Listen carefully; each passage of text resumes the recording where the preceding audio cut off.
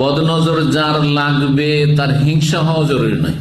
অধিকাংশ ক্ষেত্রে হিংসুকের বদনজর লাগার সম্ভাবনা বেশি থাকে, কিন্তু অনেক সময় হিংসুক না, হিতাকাঙ্ক্ষী মানুষ, আপন জন, দরদি, ঘরেরই সব, বাপ মায়ের বদনজর ছেলে মেয়েকে লেগে যেতে পারে, ভাই বোনের বদনজর ভাই বোনদেরকে লেগে যেতে পারে, নিজের বদনজর নিজের গাড়িকে লেগে যেতে পারে, নিজের বদনজর নিজের বাড়িকে লেগে যেতে পারে, নিজের বদন নিজের গাছপালাতে ফসল লেগে যেতে পারে, ফলমূলের গাছে লেগে যেতে পারে।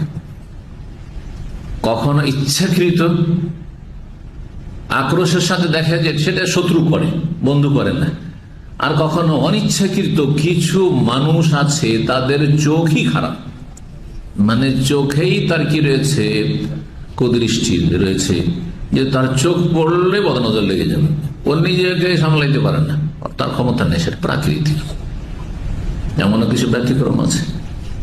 এই জন্য নিজের ছেলে মেয়েও দেখতে যদি সুন্দর লাগে, নিজের নিয়ামতও দেখতে, নিজের স্ত্রীকেও দেখতে সুন্দর লাগে, নিজের স্বামীকেও দেখতে খুব সুঠাম লাগছে, স্মার্ট, খবরদার যখনই খুব বেশি সুন্দর লাগে, মাশাআল্লাহ, বারাকাল্লাহ ফিক, হ্যাঁ আল্লাহ সুস্থ রাখুন, আল্লাহ ভালো রাখুন, দোয়া দেন।